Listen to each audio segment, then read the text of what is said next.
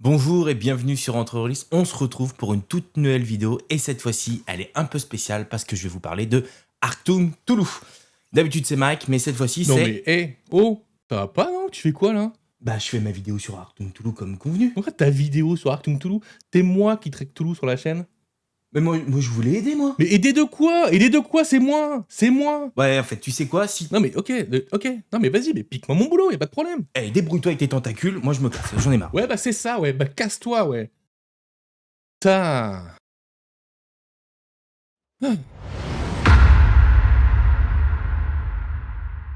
Salut à tous, c'est Mike, bienvenue sur Entrerelease, je suis très content de vous retrouver. Aujourd'hui, on va parler de... Artung Toulouse. Artung Toulouse, qu'est-ce que c'est? Eh bien, Artung Toulouse, c'est simple, on croise mes deux grandes passions, c'est-à-dire les tentacules et les créatures, les grands anciens Lovecraftiens, et on va buter des nazis, donc voilà, au final, c'est quand même plutôt chouette, hein, les deux entités maléfiques ancestrales qui se rejoignent dans un jeu de rôle, impeccable pour faire des aventures pulp, vous allez voir, ça va être plutôt cool. On va plonger dans toute la gamme qui est arrivée récemment. En tout cas, merci beaucoup, vous êtes de plus en plus nombreux à nous suivre et ça nous fait extrêmement plaisir et ça nous soutient énormément. Donc n'hésitez pas, si jamais c'est pas le fait, abonnez-vous à la chaîne, activez la petite cloche pour être tenu au courant de nos vidéos extraordinaires qui sortent tout le temps. Et puis si vous voulez vous amuser, vous détendre, discuter de jeux de rôle, mais d'autres choses aussi, hein, on parle des fois de choses extrêmement intéressantes, extrêmement développées culturellement, très très larges comme le cinéma de série B ou les jeux vidéo, eh bien vous pouvez nous rejoindre sur notre Discord, les liens sont en description, et puis pour nous soutenir, vous avez plein de possibilités. Tipeee, on a un partenariat avec Ludum en ce moment, avec un code que si vous le tapez, ça nous reverse une partie, une des revenus, donc n'hésitez pas, si vous voulez le soutenir, vous avez tous les liens en description, n'hésitez pas une seconde. En tout cas, on se plonge dans l'enfer de la Seconde Guerre mondiale, et on va buter des grands anciens, et puis bah des nazis aussi, évidemment. On aura une mission à remplir, et rien qu'une, tuer des nazis. Alors, Artung Toulouse, comment ça se présente? Et bien déjà, commençons par le commencement, commençons par l'écran. Alors l'écran, c'est un écran 4 volets, assez standard. On va passer en front cam, c'est plus simple. Hop. Et donc vous voyez cette magnifique illustration avec un château nazi assiégé, avec des créatures un peu de partout. Donc très cool, avec à l'intérieur toutes les tables dont on a besoin. Et il y a beaucoup de tables dans Artung Toulouse, vous allez voir. Et hop là, on va passer sur la deuxième partie. Et donc là, on a les effets des armes, les qualités des armes, les dépenses de momentum, etc. On y reviendra pendant les règles. En tout cas, écran qui fait très bien le taf et qui est vraiment joli, qui met bien dans l'ambiance. Vraiment très chouette. Je vous le remontre un petit peu. Hop, avec le il y a marqué Artung Toulouse en gros. Mais vu qu'on est sur du pulp, c'est moins dérangeant, je trouve, que sur des écrans d'ambiance. Avec cet écran est fourni le Kickstart qui s'appelle le kit du meneur de jeu. Où à l'intérieur, nous avons des explications un petit peu de comment fonctionne le jeu. On va y revenir en détail plus tard, donc je le survole évidemment. La structure de rite, la scène d'ouverture, le développement de votre intrigue, comment on écrit en gros un scénario, tout simplement. Avec des adversaires à tirer au dé si vous le souhaitez. Toujours des magnifiques illustrations parce que le jeu en a pléthore et ça fait vraiment très plaisir. Donc voilà, tout plein de petites tables, celles que vous retrouvez notamment dans l'écran. Donc voilà pour le Kickstart du MJ, en gros, hein, c'est le kit du meneur de jeu qui vous permet de créer vos scénarios. Et puis le truc qui sert à rien, qui est derrière et qui va finir à la poubelle. Voilà, hop là. On passe ensuite au premier gros bébé, c'est-à-dire la boîte, donc le starter set. Hop, on va mettre les bouquins de côté, on les verra plus tard. Le starter set, qu'est-ce qu'il y a à l'intérieur? Alors, si j'arrive à l'ouvrir, hein, parce que je galère comme un voleur, comme à chaque fois sur ces boîtes-là, on va faire des petites encoches, comme sur certaines boîtes, bon sang. Hop. Alors, Artung Toulouse, à l'intérieur, qu'est-ce qu'on a? Donc déjà, on voit que dans le bac de la boîte, nous avons du coup les petites tables. Si jamais on n'a pas l'écran de MJ, ça peut être très intéressant. Donc on a une espèce de partie écran de MJ ici. Ensuite, nous avons les 6 premiers pré-tirés sur des fiches de personnages recto verso, qui sont plutôt cool, vraiment, et qui sont les personnages pré-tirés qu'on va pouvoir utiliser dans le scénario, évidemment, qui est inclus dans ce starter set. Nous avons donc Alex, nous avons Jordan, nous avons Lula Brett, la mécano, nous avons Meike Tiedemann, l'enquêteur, et nous avons Kailask Kanan, j'espère que j'écorche pas leur nom, je ne sais pas trop d'où ils viennent, Clarissa Tucker, et enfin nous avons, derrière ces 6 pré-tirés, 6 feuilles de résumé des règles. Alors elles donnent pas envie comme ça, clairement elles donnent pas envie, notamment cette partie-là, ça nous explique juste que quand on a une expertise, du coup on a un seuil de compétences qui est plus large, donc je vous expliquerai dans les règles, ça nous permet d'avoir plus de réussite, mais en vrai c'est pas très esthétique, c'est pas très visuel, je trouve, mais en tout cas, on retrouve toutes les règles principales. Donc, effectuer un test, améliorer ses chances, test opposé, usage courant du momentum, c'est important. Et derrière, on retrouve donc les actions majeures, les actions mineures, les bonus d'attributs, et puis après, comment ça se passe quand on veut guérir, quand on fait faire des attaques, etc. Donc, c'est pas ultra joli, mais c'est utile, mais ça va être un petit peu impressionnant pour des gens qui sont pas habitués à jouer à du jeu de rôle, par exemple, si vous faites ça sur un salon ou autre. C'est un peu intimidant d'avoir ces feuilles avec ces tableaux, avec des couleurs et tout, alors qu'en vrai, à l'utilisation, ça marche plutôt pas mal.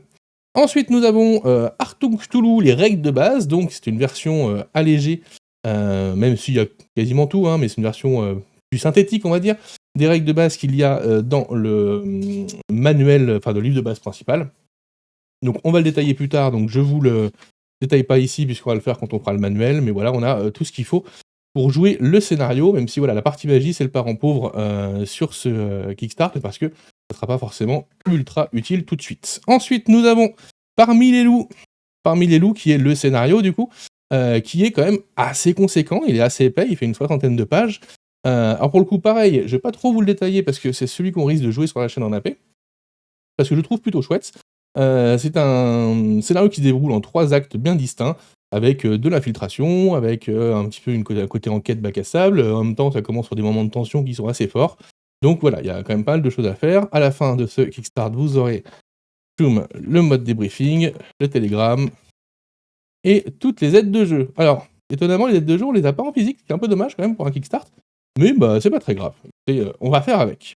Ensuite, nous avons les planches de tokens avec tous les personnages dont on a besoin. Hop là. Et hop là, donc pour jouer le scénario.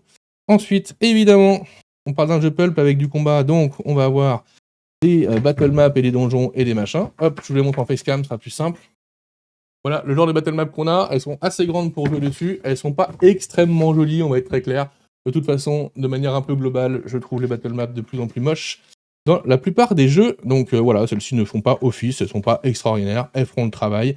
On en a 2, 4, 6, si la mémoire est bonne, c'est ça, 6. Et au fond, il y a une grosse boîte, mais en fait, il n'y a pas grand-chose, il reste juste un petit set 2D avec les... donc on a 1 D20, 2 D20 et 4 D6. Donc ça, vous verrez pendant les règles comment ça fonctionne. Et puis derrière, c'est juste du carton qu'on peut enlever. Car au fond se trouve, encore une fois, comme sur le dessus de la boîte, les qualités des armes, les dépenses de momentum. Si vous avez regardé un peu ce qu'il y avait tout à l'heure dans l'écran, vous voyez que ça correspond à peu près à ce qu'il y avait dans l'écran, même si évidemment il en manque un peu. On est sur une boîte de démarrage, on est sur un starter kit et non pas sur une boîte complète. Allez, on remballe tout ça. Hop là. On va le faire à la barbare.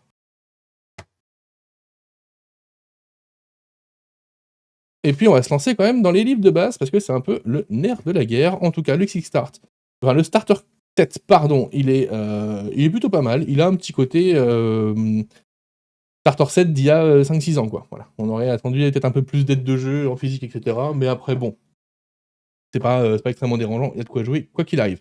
Ensuite, nous avons 2 bouquins. Nous avons le guide du joueur Achtung Cthulhu et le guide du meneur de jeu Achtung Cthulhu. Et ben on va commencer par Amstramgram, ça sera toi le guide du joueur. Et ouais, je vous ai vu. Hein. Donc, le guide du joueur, qui est en fait le livre de base, en gros. Le livre que vos joueurs vont pouvoir lire. Bon, on sait tous très bien qu'ils ne le feront pas. Donc, c'est vous qui allez le lire et leur expliquer les règles. Mais voilà comment ça se passe. Donc, vous avez toujours ces magnifiques illustrations. Vous avez une maquette qui est quand même sacrément jolie. Vraiment, moi, la maquette, je la trouve très, très, très, très, très bien. Une introduction avec une partie, en gros. Et ensuite, une guerre secrète. Donc, là, on va nous parler un petit peu du contexte de Achtung Cthulhu. Donc, Achtung Cthulhu, comme je vous l'ai dit, donc il y a les nazis qui font des enquêtes occultes et qui vont essayer d'attraper des artefacts, des grands anciens, faire des invocations, etc. Notamment, il y a 2 branches des nazis qui vont se spécialiser là-dedans et qui seront un petit peu contradictoires. On le verra par la suite, mais on prend une petite partie spoiler peut-être, je ne sais pas. Et là, on nous parle de... Pendant ce temps-là, l'Alliance, elle fait quoi, en fait? Donc, les nazis, ils font ça, qu'est-ce qu'elle fait? Elle va aussi créer ses sections, et donc notamment la section M, qui est la section britannique, la Majestic, qui est la section américaine. Donc ça, ce sont les 2 sections pour lesquelles on va généralement travailler, même si après, dans les scénarios, on peut jouer d'autres choses, on peut jouer des résistants, on peut jouer pas mal de choses comme ça, c'est important, mais le cœur du sujet, ce sera la section M et Majestic, et même plus généralement la section M, parce qu'ils sont quand même au cœur des opérations, peu importe la date, alors que Majestic arrive plus tard, forcément. Au niveau de l'histoire, les Américains sont pas là dès le début dans la Seconde Guerre mondiale. sachant que ça peut commencer avant puisque, il y a des scénarios qui se passent avant la Seconde Guerre mondiale, lors de la montée du nazisme notamment. Donc les membres de l'Alliance vont créer leur section spécifique dédiée à, contrer le Soleil Noir et la Natchwolf, qui sont les 2 sections principales des méchants nazis. Le Soleil Noir qui va s'approcher soit avoir une approche très occulte des mythes des grands anciens, etc. Donc c'est-à-dire qu'ils vont, on va se battre contre des gens qui vont maîtriser, les invocations, qui vont invoquer des créatures extraordinaires, etc. Et la Natchwolf qui a une approche beaucoup plus scientifique et beaucoup plus technologique. Et donc là, on va affronter des surhommes augmentés avec des prothèses, des armes improbables qui tirent des rayons laser, etc., etc. Et puis, nous avons évidemment, par rapport au culte, 2 entités précises, donc les profonds, Innsmouth, tout ça, Dagon, Hydra, et puis évidemment Cthulhu. Donc les profonds, ces espèces d'hommes-poissons. Nous avons notamment les hybrides, qui sont la version quand les profonds se reproduisent avec des êtres humains, le résultat de ce que ça donne. Et nous avons les Migos, ces créatures extraterrestres qui sont venues il y a des centaines de milliers d'années et qui maintenant aiment bien jouer avec nos cerveaux. Voilà, c'est tout ce qu'on a pour les factions. Donc on a resserré quand même l'intrigue sur des choses très très simples. Mais ça fonctionne pour l'instant, on verra après si la gamme se développe et comment elle se développe. Chapitre 3, comment jouer? Comment se passent les règles de Achtung Cthulhu? Donc les règles de Achtung Cthulhu, c'est assez simple et en fait c'est ça paraît un peu tricky à expliquer, mais en fait à table c'est assez simple. En gros, ce qui se passe, j'allais vous montrer une fiche de personnage, ça va être plus simple. Là, j'aurais pu en prendre une de la boîte d'initiation, la boîte de Starter 7, si j'étais un peu moins bête. Ok. Donc la fiche de personnage se présente comme ça. Vous avez évidemment tout ce qui est personnalité, machin, etc. Ok. Des vérités, on en parlera plus tard, des vérités. Le stress, ça va être vos points de vie, en fait. Quand votre stress va arriver à son maximum, à force de prendre des blessures et choses comme ça, de prendre des attaques, vous allez prendre des blessures qui vont vous handicaper. Le courage, l'armure, la chance, ce sont des variables qui vont évidemment intégrer et vous défendre contre des choses. La chance, c'est une espèce de point de destin qu'on verra plus tard comment il s'utilise. En tout cas, la base, c'est que vous avez des attributs et des compétences. Ok ? Tout simplement. Et donc, comment ça se passe quand on va acheter les dés ? C'est très simple. Vous l'avez vu, on a attributs et compétences. On va additionner l'attribut et la compétence qu'on utilise. Par exemple, je veux escalader. Hop, reprenons notre fiche de personnage. Je vais escalader. Je vais prendre l'attribut agilité, par exemple, si je pars du principe que c'est un petit peu difficile, un petit peu tricky. Ou alors force, si je pars du principe qu'il faut juste grimper frontalement et que c'est juste très difficile et assez compliqué au niveau de l'endurance. Ça aurait pu être coordination, ça aurait pu être perception pour trouver les bonnes prises. Voilà, il y a pas mal de liens qu'on peut faire entre attributs et compétences. On choisit celle qui est le plus adaptée à l'approche qu'on a.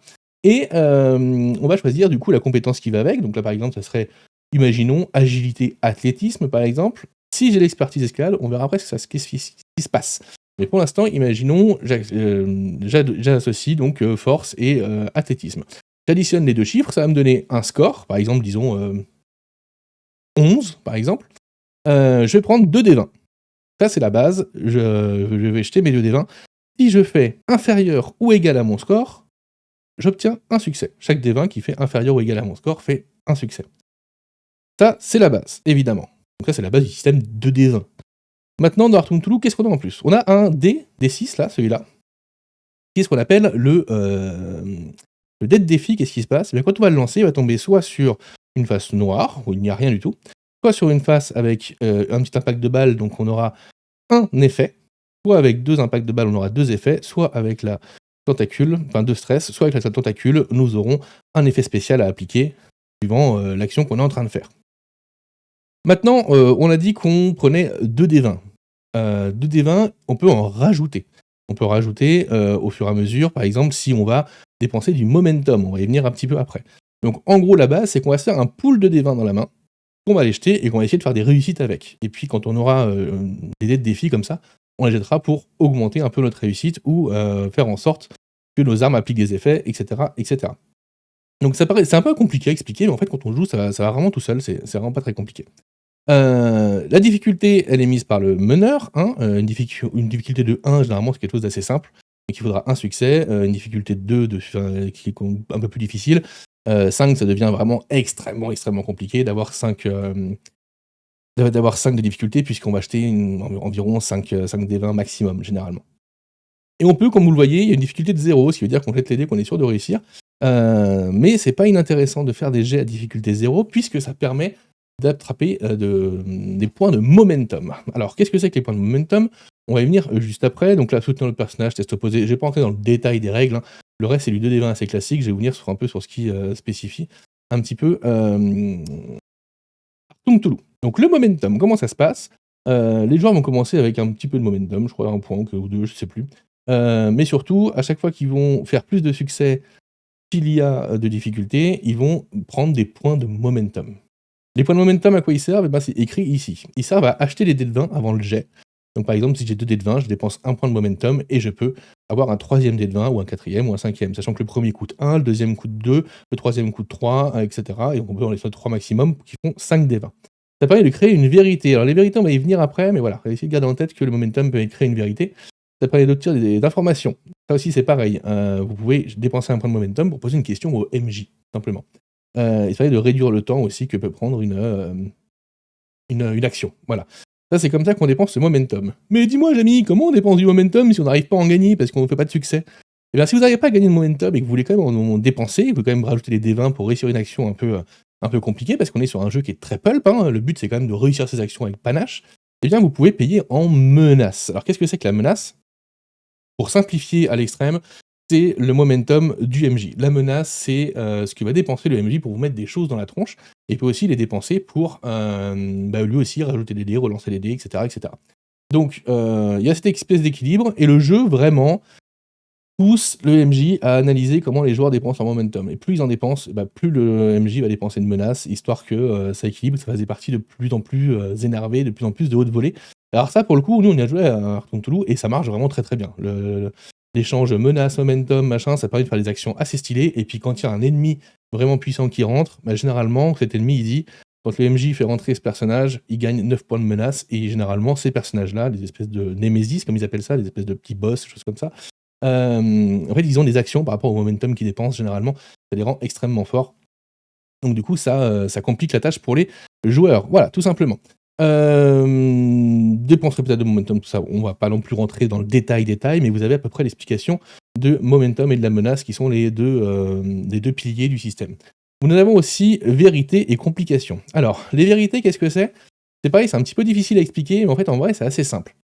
Une vérité, c'est en gros quelques mots ou une phrase assez courte qui vont expliquer et énoncer quelque chose de simple. Par exemple, on prend, j'ai pas de personnage prétiré là, mais on prend un GI américain, il aura dans ses vérités soldat de l'armée américaine, par exemple.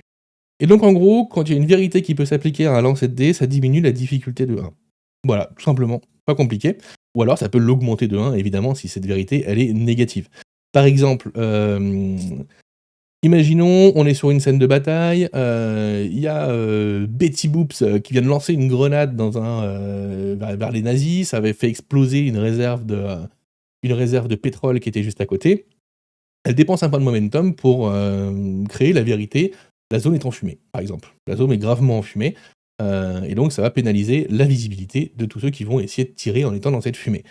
Qu'est-ce qui va se passer du coup? C'est que le prochain nazi qui est dans cette fumée et qui va essayer de tirer sur nos gentils héros qui essayent de tuer les nazis et les créatures anciennes, eh bien il va avoir une difficulté augmentée de 1, tout simplement. Et puis on fait évoluer les vérités comme ça, et le but c'est, quand on crée une vérité, qu'on puisse l'utiliser et l'exploiter, hein. Ce qui est intéressant, je trouve, c'est que ça crée des stratégies et des synergies entre les joueurs, où il y en a un qui va créer une vérité pour que le deuxième joueur puisse en profiter juste derrière, etc. etc. Par exemple, c'est tout bête, hein, mais il y a des vérités qu'on peut créer assez facilement. Je tire sur cette citerne d'eau qui va s'étendre sur tous les pieds des nazis qui ont maintenant la vérité, le sol est mouillé, ils sont tous dans l'eau. Et le mec qui vient de trouver son super arc électrique de la mort utilisé avec des cristals bleus des nazis de la Neufschaft, il va mettre un coup de laser là-dedans et ça va toucher tout le monde et ça peut tuer tout le monde. Ce genre de bricole-là, ça fait des actions qui sont très très cool et ça rajoute un petit côté stratégique qui marche plutôt bien. Donc quand on ajoute les vérités, les momentum et les menaces, on arrive à des combats qui sont quand même plutôt dynamiques et à des situations et à des scènes, pas uniquement les combats, qui sont dynamiques et qui sont très très chouettes. Les complications. Donc les complications, c'est quoi? C'est tout simplement soit quand on fait un 20 sur le dé, soit quand le MJ dépense de la menace, évidemment, soit quand on paye le prix de la réussite. Alors, les complications, évidemment, c'est des trucs qui vont nous tomber sur la tronche des joueurs, mais surtout, c'est quoi payer le prix de la réussite? Alors, payer le prix de la réussite, c'est simple, il y a des moments, Vu qu'on fait une aventure pulp, les personnages, on a promis qu'ils échouent, même si le jet échoue. Voilà. Et bah, du coup, on peut faire payer le prix de la réussite. Donc, c'est-à-dire que le MJ le joueur va réussir, mais le MJ va soit se prendre de la menace, soit lui mettre une complication dans la tronche tout de suite. Voilà. Mais ça permet à l'histoire de continuer à avancer, etc. On est sur un jeu qui n'est vraiment pas rigide. On est sur un truc qui doit être le plus malléable possible. Le but, c'est que tout le monde prenne du fun en faisant des aventures qui sont extrêmement épiques et assez pulp. Tu as les amplitudes de complications qui sont là. Donc la chance, qu'est-ce que c'est? Bah, la chance, c'est des points que les joueurs vont pouvoir regagner, tout simplement en évoquant des pénalités qu'ils ont, par exemple des cicatrices, ils en parlent ici là. Et la chance va nous servir à quoi? Bah, tout simplement à avoir un succès critique, à relancer, hein, un point de chance peut être dépensé pour relancer un nombre quelconque de dés de la réserve de personnages, donc on lance 5 dés, on doit faire 5 réussites, on en a fait que 3, on va reprendre les 2 derniers, puis on va la relancer en claquant un point de chance et on va croiser les doigts. On peut avoir une action majeure supplémentaire, on peut éviter la défaite si jamais on meurt, on peut rendre possible quelque chose en ajoutant une nouvelle vérité. Donc voilà à peu près à quoi servent les points de chance, ce sont en gros des points de destin. Sauf qu'ils se rechargent assez vite parce qu'on est dans quelque chose de pulp, tout simplement. Alors le chapitre action, bah, c'est là où on va apprendre à se foutre sur la tronche, hein, généralement. Donc là on nous explique les distances, comment ça marche, le mouvement, le terrain, alternance de tours. Donc en gros, ce qui va se passer, c'est qu'on va avoir un joueur qui va jouer, puis un ennemi, puis un joueur, puis un ennemi, puis un joueur, puis un ennemi, tout simplement. C'est quand même de plus en plus classique ce genre de système-là. Ensuite, nous avons toutes les actions mineures, donc prendre un objet, se déplacer, se préparer, et les actions majeures, sachant qu'un joueur aura une action mineure et une action majeure. Pareil, je rentre pas dans le détail, c'est extrêmement classique, même si dans les actions majeures, on a quelques trucs un peu spécifiques, évidemment, comme créer une vérité, reprendre son souffle, qui est extrêmement important, puisqu'il va vous permettre de réduire son stress, sachant que son stress, c'est ses points de vie, hein, tout simplement, donc ça permet de se soigner un tout petit peu, pour éviter de prendre une blessure. Quand le stress est plein, on prend une blessure, et puis au bout d'un moment, les blessures nous font nous effondrer. On peut stabiliser quelqu'un, se tenir prêt, enfin, très, très, très, très classique. Hop, donc là, un exemple de combat, évidemment. Et vous voyez, cette maquette, elle est quand même très propre, elle est très claire, on avance bien, il y a des petits encadrés qui marchent bien pour mettre l'accent sur ce qu'il faut. C'est vraiment, vraiment super chouette à gérer. Donc le stress, comme je vous l'expliquais, on va avoir un certain nombre de stress qui va dépendre de notre résilience, etc. Donc de différentes caractères qu'on a pris. Par exemple, si j'ai 9 points de stress, au bout de 9 points de stress subis, eh bien, je vais prendre une blessure. Et si je subis plus de 5 points de stress dans une attaque, je vais prendre une blessure. Et si je subis plus de 5 points de dégâts et que ça me fait monter au niveau maximum de stress, eh ben, je vais prendre 2 blessures. Donc en fait, ça peut aller assez vite, donc il faut faire attention. Même si c'est pulp, au bout d'un moment, il faut faire attention et être assez intelligent, notamment en utilisant le couvert, tout simplement. On va passer là-dessus parce qu'il n'y a rien de particulier. Là, on nous parle des armes. Alors, les armes, ce qui est intéressant, bon, on a leur portée, ça c'est un peu logique. On a les bonus d'attributs, donc un peu à la D&D, hein, quand on a une certaine valeur d'attributs, notamment en force ou en agilité, on va pouvoir, perception, on va pouvoir tirer et ajouter notre bonus d'attribut. Hein. Si on a entre 12 et 13, on va ajouter un plus 3 stress. Le petit symbole, c'est le symbole de stress. Là. Plus 3 de stress à chacune de nos attaques. Idem si c'est pour de la force, le même principe, tout simplement. Ensuite, on a un truc qui est extrêmement important et intéressant et qui va permettre, encore une fois, d'avoir un aspect tactique un peu plus développé, c'est les effets des armes. Donc les armes, elles ont des effets qui sont liés à leurs armes. On verra après dans les tables d'armes à quoi ça correspond. Et donc il y a plusieurs effets, aggravants, contre-coup, entrave, épuisant, étourdissant, etc.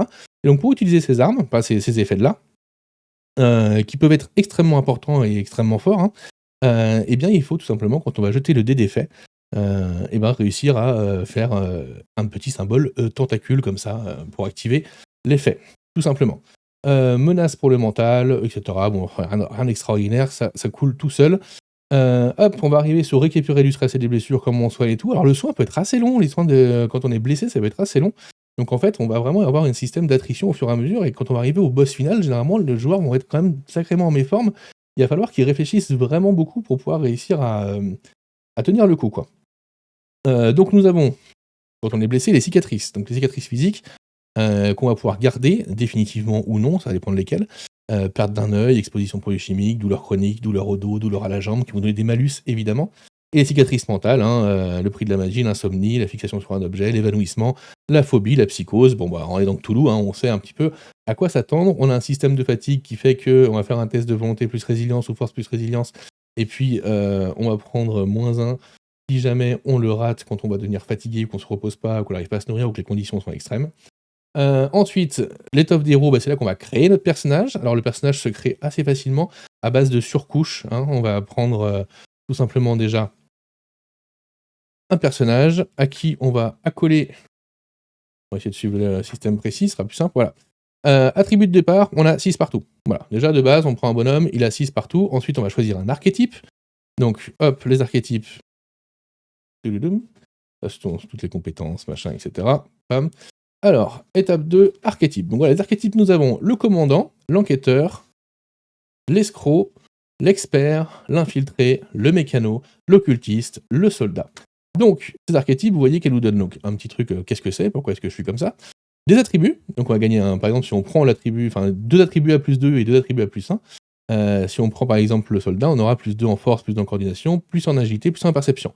Si on prend l'occultiste, un peu différent, on voit qu'ils nous font choisir entre perception et raisonnement. Ici, là, savoir si on veut mettre le plus 2 en perception ou en raisonnement. En fait, c'est tout simplement parce que les lanceurs de sorts, ils ont plusieurs moyens de lancer de la magie. Il y en a qui lancent avec la perception, il y en a qui lancent avec le raisonnement, il y en a qui lancent avec la volonté. Donc là, pour permettre de choisir, ils vous laissent choisir un petit peu celle que vous préférez. Ensuite, on a une liste de compétences, 3 plus 2, 3 plus 1, qui vont améliorer nos compétences évidemment. Ensuite, nous avons des expertises, donc choisissez 2 expertises parmi les compétences combat, résilience ou survie. Donc là, on va choisir, hop, on va aller voir les compétences qui sont liées, par exemple, on a dit combat, on a arme de mêlée, arme de poing, arme lourde, combat à main nue, combat rapproché, exotique, etc. On peut en choisir 2. Et donc, comme c'est une expertise, quand on aura, c'est une expertise qui s'applique au jet de dés, par exemple, combat rapproché, je suis en train de me battre avec un mec, j'ai l'expertise qui s'active, ça veut dire que sur un 1, 2 ou 3, ça fait 2 succès au lieu d'en faire un seul sur mon dé de 20. Voilà, tout simplement. Ça nous donne également un talent qui est à choisir dans la liste qui est juste en dessous, et aussi 2 possessions. Donc là, il a une arme de poing avec une restriction de 3, on verra plus tard dans le livre du MJ ce que c'est, et une arme de poing avec une restriction de 1. Voilà, tout simplement. Et après, on nous explique un peu, si tu joues un soldat, c'est parce que tu veux être le plus fort, parce que tu veux tirer avec un gros fusil, parce que tu veux plonger et te mettre à l'abri et réussir un tir impossible. Alors que tu veux jouer un infiltré, tu veux faire la guerre dans l'ombre, si tu veux prendre du plaisir à te faufiler derrière les lignes ennemies et avoir le talent de vous déplacer sans être vu. Voilà. J'aime énormément les illustrations qu'ils ont choisies pour les archétypes, je trouve qu'elles sont vraiment ultra classe. Donc j'aime beaucoup, puis cette mise en page, je trouve qu'elle est très claire, elle marche très bien. Et donc là, c'est la première couche qu'on va appliquer à notre personnage qu'on est en train de créer. Ensuite, on va choisir une nationalité. Donc on peut aussi la tirer au dé, hein, mais bon, généralement, on va être une nationalité plutôt européenne, à moins qu'on soit américain. Mais ou en même temps on peut être australien aussi, donc je vous dis n'importe quoi. Ça va nous donner les langues qu'on va réussir à parler. Nationalité, langue étrangère étendue, donc si on veut faire une autre nation, un peu plus exotique, on va dire, dans le cadre de la Seconde Guerre mondiale. Là, on nous explique un petit peu les forces alliées, si jamais on veut venir d'un autre pays, comment ça peut se jouer, hein, comment on peut jouer l'Inde, tout simplement, tout simplement parce qu'on est lié à l'Empire britannique, hein, donc c'est assez facile. Ensuite, on va appliquer, donc par-dessus cet archétype et cette nationalité, on va appliquer un historique. Donc là, pareil, on en a quand même plusieurs. Donc on va avoir l'agent secret, l'armée de l'air, l'armée, l'artiste, l'athlète, le criminel, je vais tous les faire, parce qu'il y en a vraiment, vraiment beaucoup. Le journaliste, la police, le résistant, le politicien, l'officier militaire, l'armoire à glace, non, ça c'est après. Ok, donc qu'est-ce que nous donne cet archétype? Non, c'est pas l'archétype, c'est comment on appelle ça déjà? L'historique, voilà, qu'est-ce que nous donne cet historique? Et bien il nous donne encore une amélioration d'attribut, donc 2 plus 2 et 2 plus 1. Encore une amélioration de compétences, 1 plus 2 et 2 plus 1. Encore une expertise, encore un talent, mais c'est des talents génériques qui vont être choisis sur une autre liste. Des vérités, simplement. Si on est résistant, par exemple, on peut choisir soit on est agent allié émigré, soit on est courageux chef de cellule, soit on est saboteur convaincu. Donc c'est des vérités qu'on aura tout le temps sur notre personnage. Et enfin, encore des possessions, donc de l'équipement, tout simplement. Et ensuite, une fois qu'on a mis notre archétype, notre nationalité, notre historique, on va mettre notre caractéristique. Qu'est-ce qui fait de nous quelqu'un de particulier? Et là, on va avoir le choix entre je suis une armoire à glace, je suis chanceux, je suis un conducteur né, je suis une dilettante, j'ai un échappé d'Europe, j'ai été élevé dans les colonies, je suis un enfant de cultiste, je suis un esprit criminel, un jeune d'esprit, un nomade. Donc ça, c'est la dernière couche qu'on va mettre sur notre personnage. Et qu'est-ce que ça nous amène? Eh bien, encore une fois, une amélioration des attributs, une amélioration des compétences, un autre talent, une autre vérité, par exemple nomade, je suis nomade, ou alors tu peux inventer ta propre vérité pour le nomade si jamais tu veux avoir un autre mode de vie. Et encore une fois, de l'équipement. Donc voilà, on y va par couche, et du coup la création de personnage est très simple. Elle va toute seule, ça avance tout seul, c'est vraiment très simple. Et ensuite, une fois que c'est fait, on vérifie si on ne s'est pas trompé. Donc votre personnage doit avoir au moins 4 vérités, une de son historique, une de ses caractéristiques, plus 2 de sa nationalité et de sa langue. Ensuite, les attributs de votre personnage doivent tous être d'au moins 6 et ne pas dépasser 11, hein, puisque normalement on ne peut pas dépasser 11 sur la création de personnage. Et enfin, les compétences doivent ne pas être supérieures à 5, et normalement le point de compétence doit être égal à 17, sauf pour la dilettante, évidemment. Et enfin, l'expertise doit posséder 4 expertises. Donc ça permet d'équilibrer assez facilement le jeu. Là, on nous explique un petit peu comment utiliser la magie. Alors c'est un petit peu spécifique, mais c'est pas non plus extrêmement compliqué à faire. Faut juste savoir que la magie, ça va vous coûter quelque chose, qu'il y a une magie de combat, une magie rituelle. Après, c'est assez simple, vous suivez, c'est quand même très, très simple. C'est quand même un jeu qui se veut, même s'il est pas toujours facile à expliquer, assez accessible en fait quand on joue, dés en main. On a fait le tour sur la création de personnages. Passons à l'évolution des personnages. Donc évidemment, on va gagner de l'expérience. Donc on nous explique un peu comment répartir l'expérience. Et après, on nous explique qu'on peut augmenter un attribut de 1 en dépensant 10 points d'expérience, augmenter une compétence de 1 en dépensant 10 points d'expérience, gagner une expertise ou gagner un talent. On peut également reconvertir des compétences qu'on avait déjà. Il faut également, quand on fait notre évolution de personnage à la fin d'un scénario, ajuster les vérités et les cicatrices qu'on a. Si jamais on a pris des blessures ou d'autres choses. Par exemple, si j'ai perdu un œil, je vais avoir la vérité borgne, par exemple. Et ensuite, les médailles et promotions suivant les grades, tout simplement. Sachant que les médailles et promotions permettent de avoir plus de choix en début de mission quand on va choisir son équipement et tout ça. Après, les petites distinctions de guerre qui sont plutôt cool et qu'on peut donner à nos joueurs, ça c'est plutôt sympa.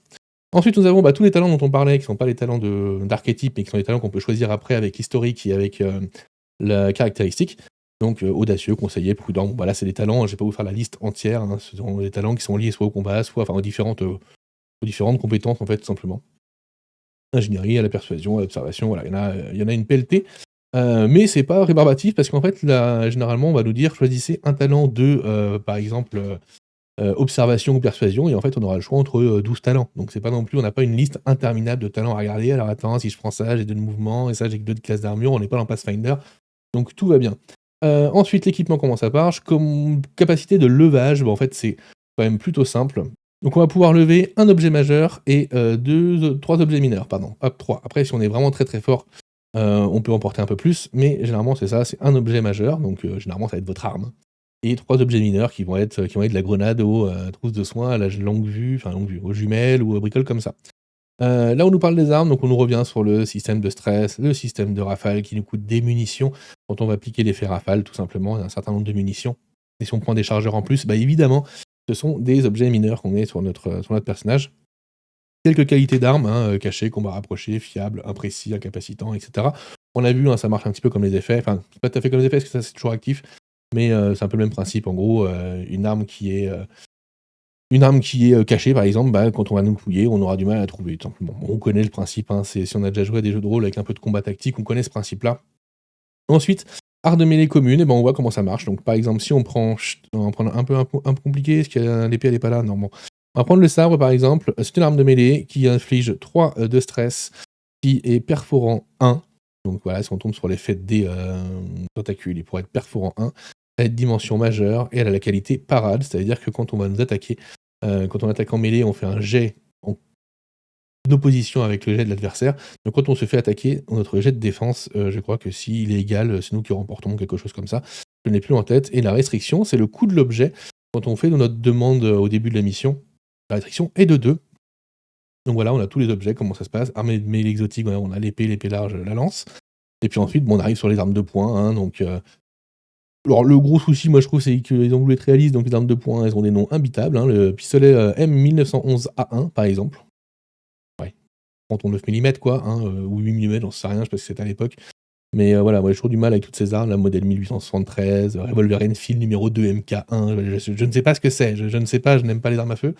Donc je ne connais pas, je ne sais pas la différence entre un fusil Enfield et un fusil M1 Garand. Alors le M1 Garand, j'ai joué à Medal of Honor à l'époque, donc je vois à peu près à quoi ça ressemble, mais le reste, je ne sais pas.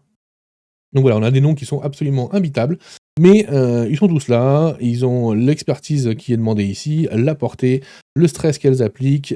En rafale, qu'est-ce que ça fait? Par exemple, la mitrailleuse légère M1941 Johnson en rafale, elle va toucher toute une zone, alors que le pistolet mitrailleur Sten MK2 SMG silencieux, il va devenir étourdissant. La dimension et la qualité, tout simplement. Ça marche comme ça, c'est pas très compliqué. Armure lourde, arme à distance exotique, grenade, machin, voilà, tout fonctionne de la même manière, de toute façon. Tout fonctionne avec les mots-clés. Donc ça, c'est assez simple, une fois qu'on a compris le système, on lit très facilement les tables, il n'y a pas de souci à ce niveau-là. Donc ça marche plutôt bien. Ensuite, les véhicules, comment ça fonctionne?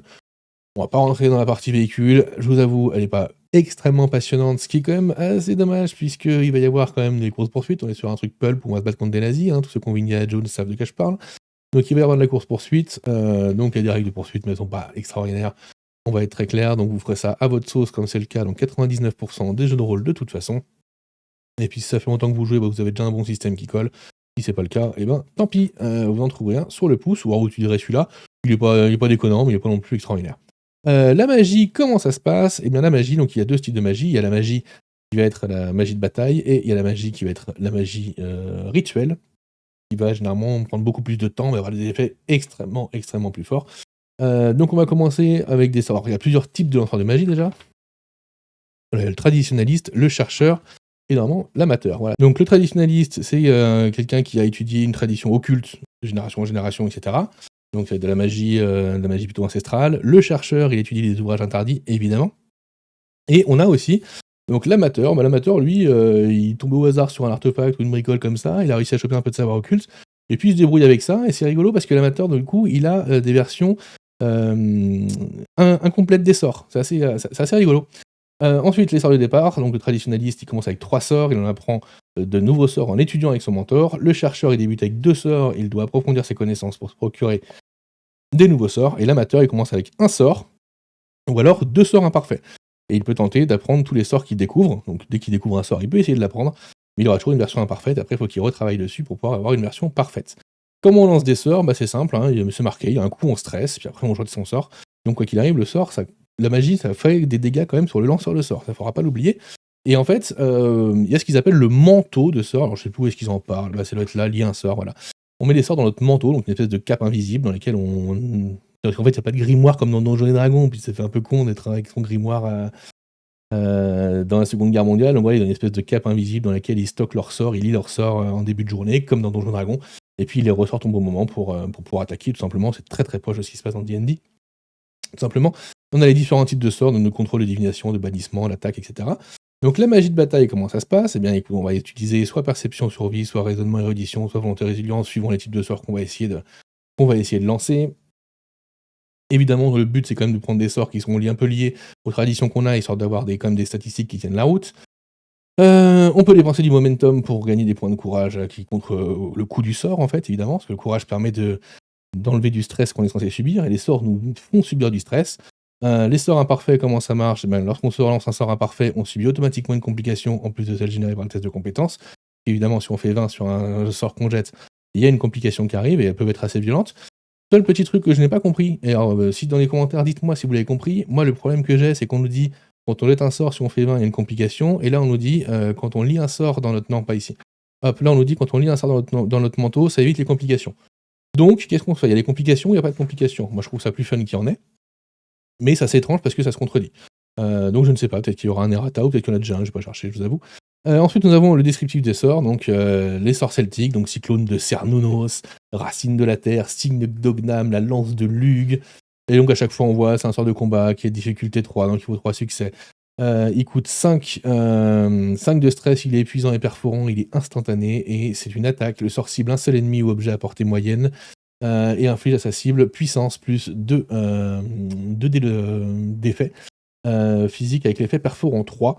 Lance de l'aigle, le lanceur de sort concentre sa volonté et fait appel au pouvoir de l'ancien dieu celte, concentrant leur énergie combinée pour former une arme vivante, une lance patinée à la puissance destructrice. Voilà, tout simplement. Après, nous avons les livres de sorts runiques, donc là on va être sur plutôt la magie qui va être la magie viking, on va dire. J'arrive pas à trouver mes mots. Le corbeau d'Odin, le don de Baldur, la bénédiction de Loki, la sagesse de Freya, etc. Les talents psy, parce que tout n'est pas magie, évidemment. On a aussi des pouvoirs psy, notamment chez les Américains, plutôt. Atténuation, combustion spontanée, cri primal, instinct amélioré, nirvana intérieur, etc.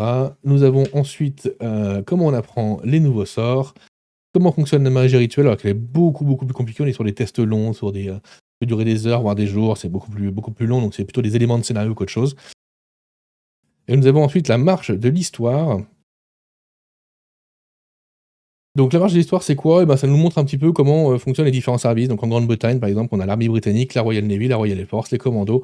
Voilà, ça nous fait un petit état des lieux. C'est sympa pour les joueurs quand même de savoir un petit peu pour qui bosse, comment ils bossent et quelle est la manière. Et enfin, pour l'Allemagne, nous avons l'armée Wehrmacht, les Luftwaffe, la Kriegsmarine. Et après, nous avons l'espionnage, tout ça. Donc voilà, c'est plutôt intéressant. Donc ça, c'est un petit peu de background quand même pour savoir, on va se tirer dessus, etc. Mais savoir sur qui on tire et comment on tire, quoi. C'est toujours intéressant. Ensuite, nous avons les forces alliées, donc avec les différents dans le bestiaire en fait des différentes personnes qui peuvent nous accompagner surtout, hein, et quelques animaux. On n'a pas évidemment le bestiaire des méchants puisque c'est un livre de joueurs. Voilà pour le livre des joueurs. On va passer au livre du MJ et on va essayer d'aller un petit peu plus vite dessus parce qu'on est déjà à 41 minutes de vidéo et c'est beaucoup trop long.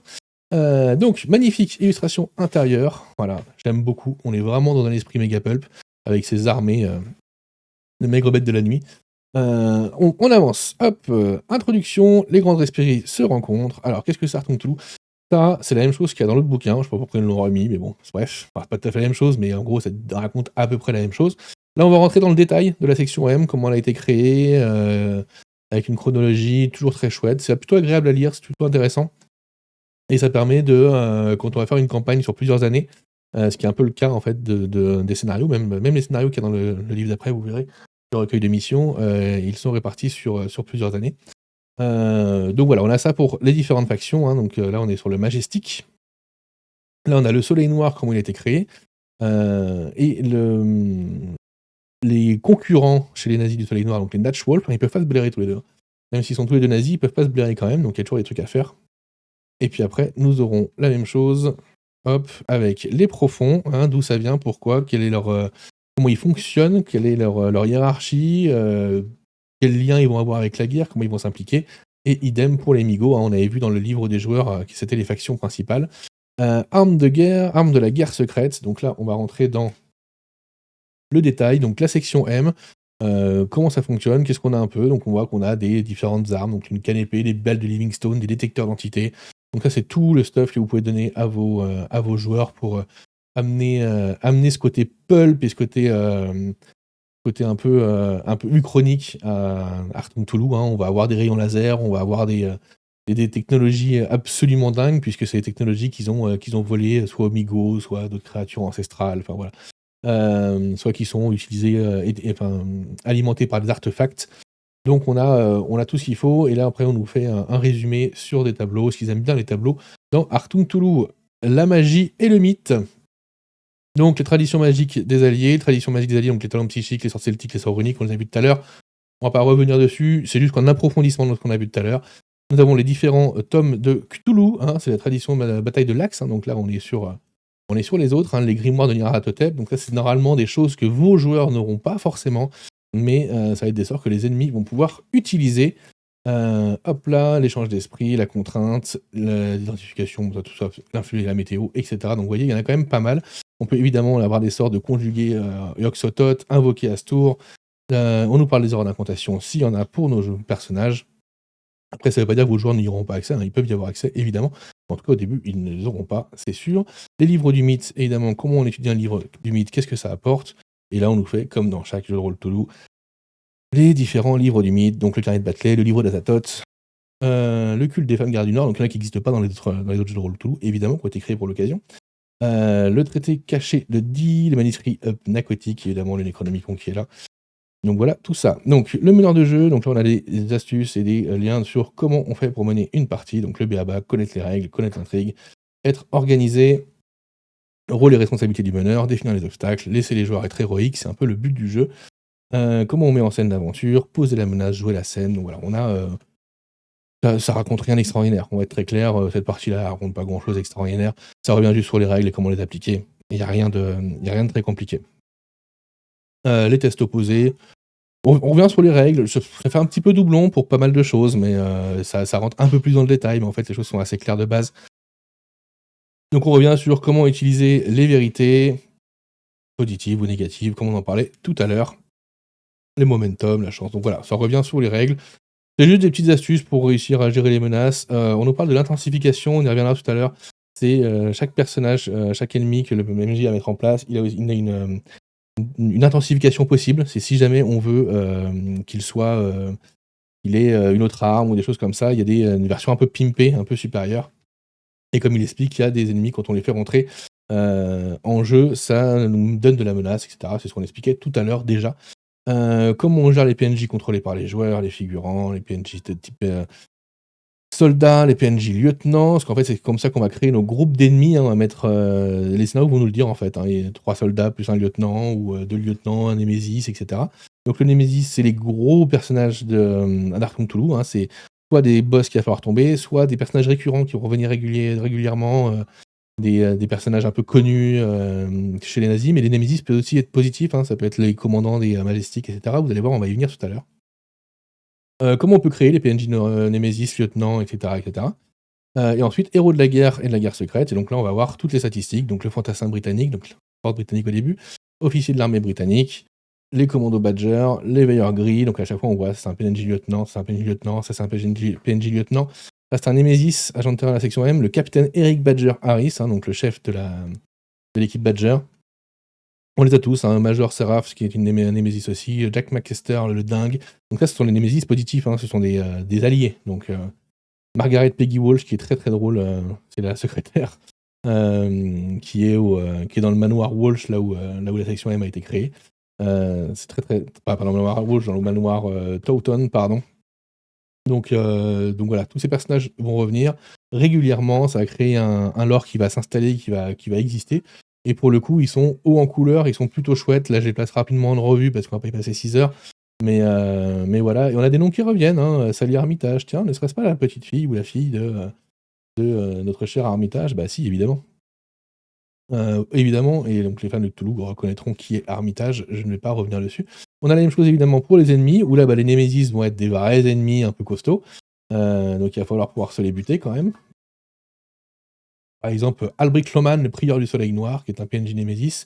Et donc là, on voit, si on veut prendre l'exemple par exemple, on a ses caractéristiques, ses compétences, son stress, ses blessures, machin, on a ses armes. Donc il a un dégaine du soleil noir, il a un Walter Série P, et sa règle spéciale. Donc là, il y a plusieurs règles spéciales qui font que quand on va le jouer, il va être beaucoup plus fort que la moyenne, tout simplement.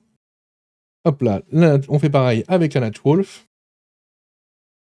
Et donc nous avons pour finir le bestiaire qui va comprendre des animaux, notamment, mais aussi du coup tout ce qui est corps réanimé du soleil noir, le Drydrogre qui est assez énorme, qui est un PNJ lieutenant. Et donc on a un bestiaire qui est assez détaillé avec quelques illustrations, et puis surtout toutes les règles spéciales qui s'appliquent à chaque créature. La couverture modicielle, ça ne me dérange pas dans Hearthstone Toulouse, la couverture modicielle, on puisse se péter la gueule, même si elle est intangible, machin, etc. Il va pas trouver un moyen de la rendre vulnérable. Mais ça ne me dérange pas dans ce genre de jeu-là, qui ne se veut pas du tout respectueux de l'œuvre de Lovecraft, d'avoir ce genre de truc-là. Donc voilà pour le bestiaire.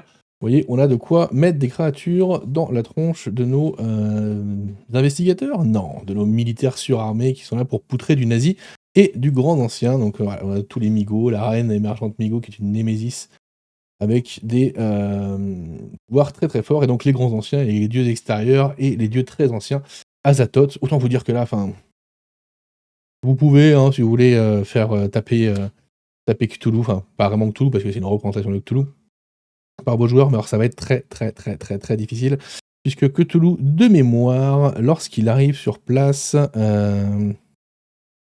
donc il peut effectuer des attaques mentales, évidemment, il peut... Cthulhu gagne 3 succès automatiques à tous les tests de compétences utilisant la force, voilà, très bien. Il est immunisé contre le froid, la maladie, la peur, la douleur, le poison, la chaleur et le vide. Mais surtout, il a un truc qui fait que quand il arrive, tu prends 1 milliard de menaces, et surtout, qui met du stress à tout le monde de manière permanente, donc voilà, c'est... Vous voulez faire combattre ça, vous pouvez, mais à mon avis, ça va être du TPK directement, donc Astur le roi en jaune, Nyarlathotep, Tartotus le dieu morcelé, Shub Nigurat, Yog-Sothoth, le Wendigo, le Yig, et ensuite nous avons l'index avec un index, tout simplement. Hop là, et voilà pour ce livre ce guide du meneur de jeu. Mais il reste un bouquin dont je n'ai pas parlé tout à l'heure, je ne l'ai pas montré. Il s'agit de celui-ci, qui est Achtung Cthulhu, derrière les lignes ennemies. Alors derrière les lignes ennemies, c'est quoi? C'est le recueil de scénarios, et donc si je l'ai omis au tout début, il y a une raison, c'est parce que je le trouve assez moyen, mais voilà, on va voir ça en profondeur. Nous avons donc 6 scénarios qui peuvent être joués dans une sorte, alors c'est pas vraiment une campagne, mais qui peuvent être joués avec les mêmes personnages. Un couteau sous la gorge, Opération Vanguard, Opération Falling Crystal, Péril en Roumanie, Opération Eastbourne et Massacre à la 7ème manche, qui est peut-être le meilleur scénario, je trouve. Mais voyons voir de quoi il s'agit. Donc là, hop, petite introduction dont on se fout complètement. Premier scénario, un couteau sous la gorge. Alors, dans un couteau sous la gorge, Et dans tous les autres scénarios, qu'est-ce qui va se passer? C'est simple. Vous allez avoir une mission. On va pas rentrer dans le détail en fait, parce que la vidéo est déjà assez longue, mais sincèrement, je vous assure que ça se passe comme ça. Vous avez une mission, vous allez sur place, vous avez généralement un contact, vous allez apprendre des choses, vous allez devoir vous infiltrer quelque part, et après ça va tirer de partout.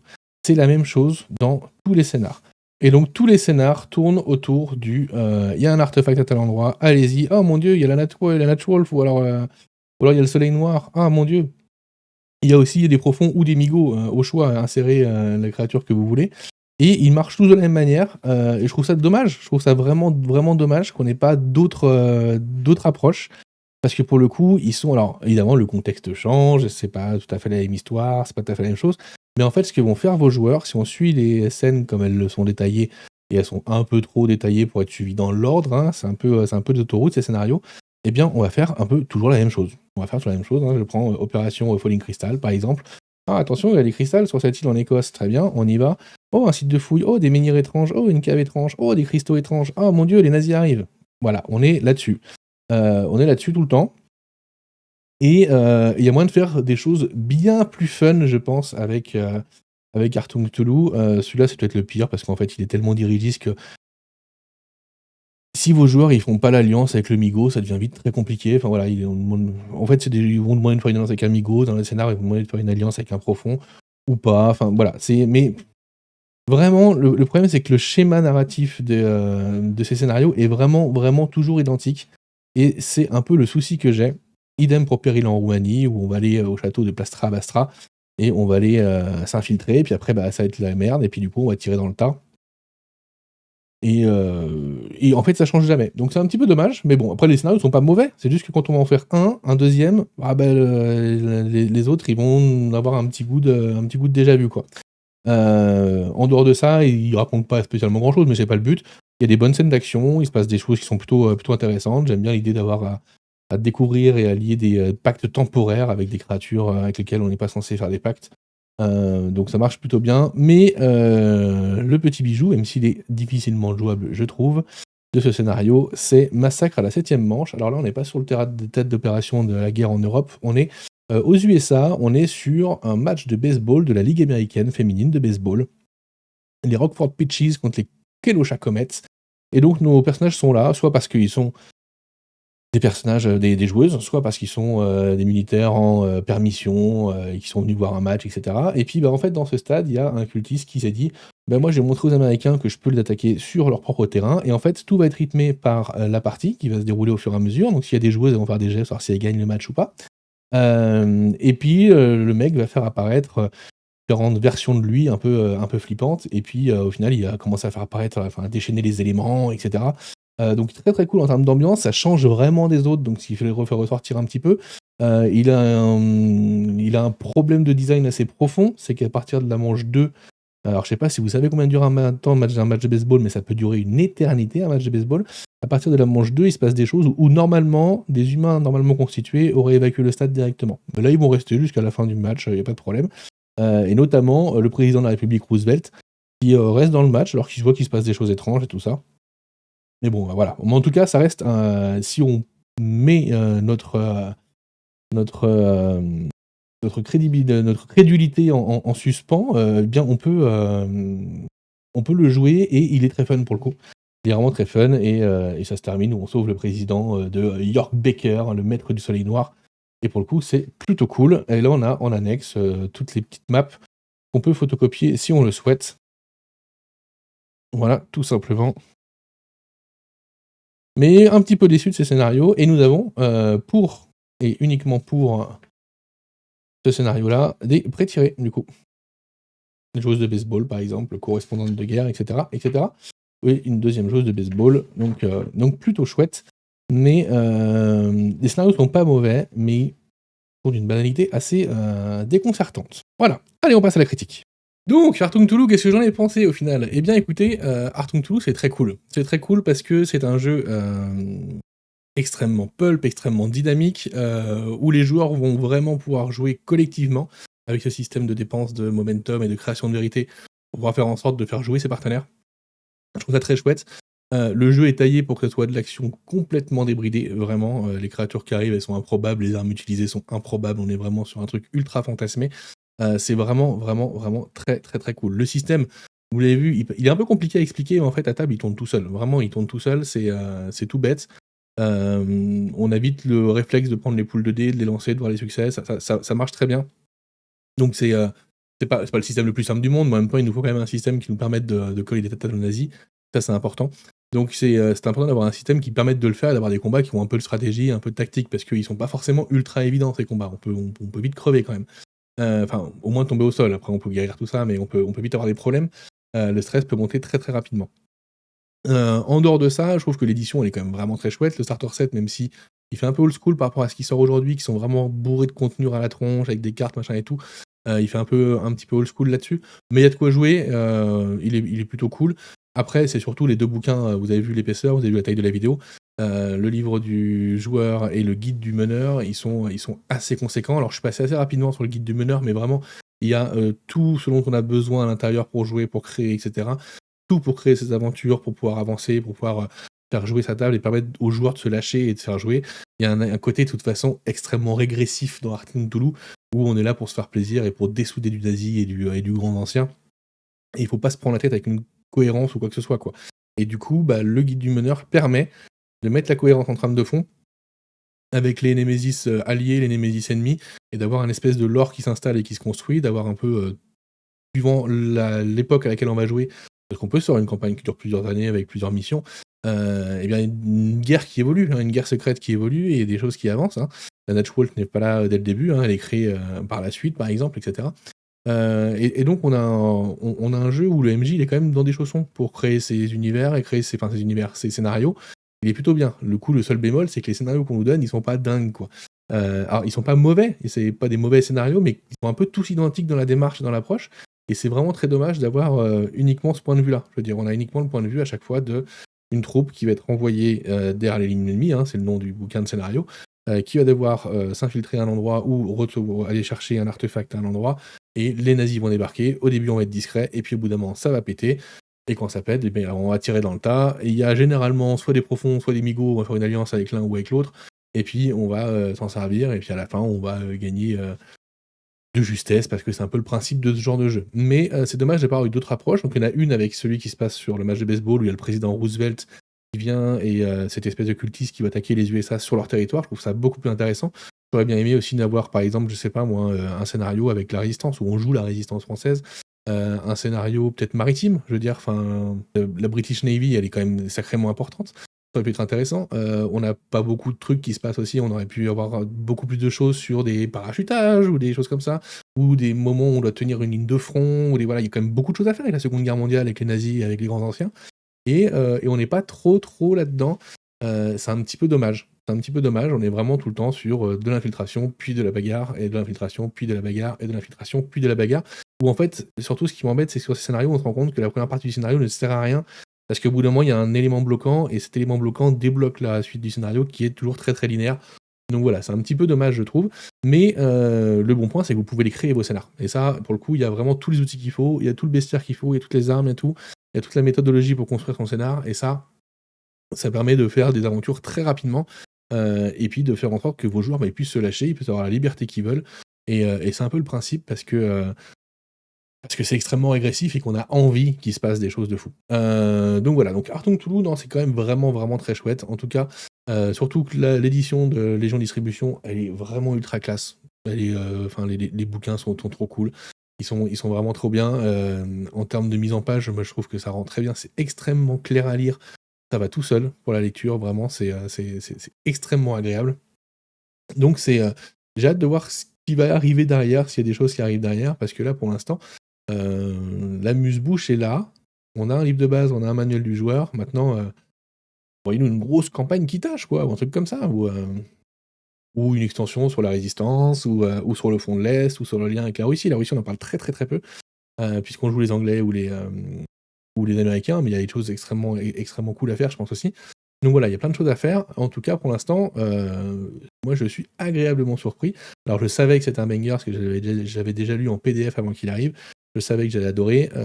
Juste voilà, ce recueil de scénarios, bon, il a le mérite d'être là. Si vous voulez faire jouer, vous les faites jouer. Mais je pense que vous-même, il y a des chances que vous puissiez écrire, une fois que vous en avez fait jouer un ou deux, vous pouvez écrire plus facilement des choses qui vont ratisser plus large. Voilà, c'est le seul petit point négatif du jeu. Sinon, le reste, ça roule tout seul et c'est extrêmement jouissif, extrêmement fort à jouer. Je trouve ça trop cool. Et voilà, et je vous laisse sur les bonnes paroles d'un philosophe sur l'état d'esprit de ce jeu. Bye bye. J'ai pas arpenté la moitié de la Sicile et j'ai pas été largué par un zinc pour donner aux nazis des leçons d'humanité. Les nazis n'ont aucune humanité. C'est les fantassins d'un fou furieux assoiffé de meurtre, bouffeur de juifs, et il faut les détruire. Et c'est pour ça que tous les fils de pute en uniforme nazi qui croiseront notre chemin, on les liquidera.